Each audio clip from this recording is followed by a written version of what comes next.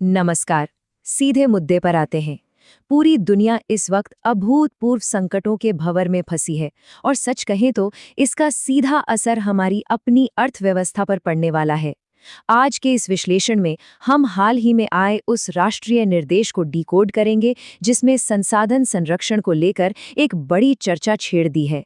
आखिर क्यों इस वैश्विक उठापटक के बीच हमारी जीवन शैली में बदलाव अब सिर्फ एक विकल्प नहीं बल्कि जरूरत बन गया है। तो चलिए गहराई से समझते हैं इस पूरे मामले को। प्रधानमंत्री नरेंद्र मोदी जी का ये बयान देखिए, ये अपने आप में स्थिति की गंभीरता को बयां कर रहा है।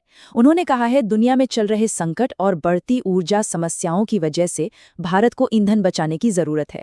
अब हम अक्सर सोचते हैं कि दुनिया के किसी कोने में जो हो रहा है उससे हमें क्या, लेकिन जब देश के सर्वोच्च स्तर से सीधे ईंधन बचाने की अपील की जाए तो समझ लीजिए कि दांव पर बहुत कुछ लगा है।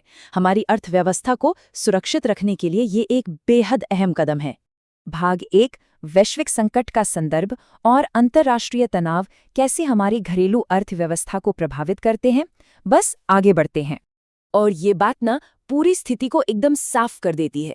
ये बिल्कुल ताश के पत्तों के गिरने जैसा है। एक गिरा तो सब गिरेंगे। पहला कदम, दुनिया में कहीं तनाव बढ़ता है। इससे तुरंत दूसरा कदम ट्रिगर होता है, ईंधन की कीमतों में अचानक और भारी उछाल। अब क्योंकि ईंधन हर छोटी बड़ी चीज को चलाने की चाबी है, तो इसका असर सीधे तीसरे कदम पर पड़ता है। हमारी सप्लाई चेन और पूरी अर्थव्यवस्था पर इसका गहरा असर होता है। मतलब दुनिया के किसी दूसरे हिस्से में लगी आग की तपिश हमारे घरों तक पहुंचती है। भाग 2, काम करने की आदतों में बदलाव, यानी अपनी दैनिक पेशेवर दिनचर्या को बदलना। जरा सोचिए हमारी रोजमर्रा की दिनचर्या के बारे में। वो लंबा ऑफिस का सफर, ट्रैफिक, वो फिजिकल मीटिंग्स, इनमें कितनी ज्यादा ऊर्जा और ईंधन की खपत होती है ना? इसका एक बहुत ही कारगर समाधान मांगा गया है, वर्क फ्रॉम होम को अपनाना और वर्चुअल मीटिंग्स को बढ़ावा देना। देखिए, जब लाखों लोग अपनी गाड़ियां निकालकर सड़कों पर आने के बजाय घर से ही काम करते हैं, तो सोचिए हम कितना ईंधन बचा रहे हैं। ये जो डिजिटल शिफ्ट है ना, ये सीधे तौर पर राष्ट्रीय स्तर पर ऊर्जा के उस घाटे को कम करता है। चलिए आगे बढ़ते हैं। भाग 3 पर ईंधन संरक्षण की रणनीतियां, जिसका सीधा मतलब है यात्रा और परिवहन के तरीकों में बदलाव। तो ईंधन बचाने के लिए कुछ बहुत ही स्पष्ट और सीधे कदम सुझाए गए हैं।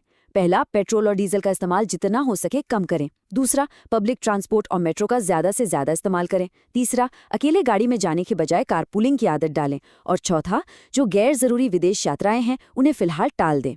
ये सब सुनने में छोटी बातें लग सकती हैं, लेकिन असल में बचाई गई हर एक बूंद हमारे देश की अर्थव्यवस्था को उन बाहरी झटकों से बचाने का काम करती है। अब इसी से जुड़ता है हमारा अगला हिस्सा, भाग 4, आर्थिक मजबूती और वस्तुएं। हम एक उपभोक्ता के तौर पर अर्थव्यवस्था की रक्षा कैसे कर सकते हैं। अब ये निर्देश शायद थोड़ा चौंका दे, लेकिन ये बहुत अहम है। जब तक बिल्कुल जरूरी न हो, सोना खरीदने से बचें। हम जानते हैं कि हमारे यहाँ सोने का कितना सांस्कृतिक महत्व है, लेकिन अर्थव्यवस्था के नजरिए से देखें तो भारी मात्रा में सोना बाहर से मंगाने में हमारा बहुत सारा कीमती विदेशी मुद्रा भंडार खर्च हो जाता है। और संकट के इस समय में हमें उस पैसे की जरूरत जरूरी ईंधन और चीजें खरीदने के लिए है। तो अपनी सोने की खरीदारी को कुछ समय के लिए टालना सच में अर्थव्यवस्था के लिए एक सीधा रक्षा तंत्र है। और इसी आर्थिक रक्षा का दूसरा सबसे मजबूत पिलर है मेड इन इंडिया उत्पादों को बढ़ावा देना और उन्हें खरीदना। जब हम अपने ही देश में बनी चीजें खरीदते हैं तो पैसा देश के अंदर ही रहता है। इससे हमारे अपने उद्योगों को ताकत मिलती है। अगर बाहर की दुनिया में सप्लाई चेन टूट भी जाए तो ये मेड इन इंडिया का संकल्प हमारी अर्थव्यवस्था के लिए एक ढाल, एक मजबूत सुरक्षा कवच का काम करता है। भाग 5, एक साझा राष्ट्रीय जिम्मेदारी। आज से ही संसाधनों का समझदारी से उपयोग। तो सबसे महत्वपूर्ण बात जो इस पूरी चर्चा से निकल कर आती है वो ये है, नागरिकों को अभी से, इसी वक्त से पूरी जिम्मेदारी के साथ संसाधनों का इस्तेमाल करना चाहिए। इन मुश्किल चुनौतियों से पार पाना सिर्फ सरकार की नीतियों के भरोसे नहीं हो सकता। ये पूरी तरह से इस बात पर टिका है कि हम और आप अपनी रोजमर्रा की जिंदगी में कितने अनुशासित हैं। हमारे ये छोटे छोटे व्यक्तिगत प्रयास ही मिलकर देश के लिए एक अभेद्य सुरक्षा घेरा बनाते हैं। अब जब हम इस विश्लेषण के अंत में हैं तो एक बहुत ही गहरा सवाल जहन में आता है।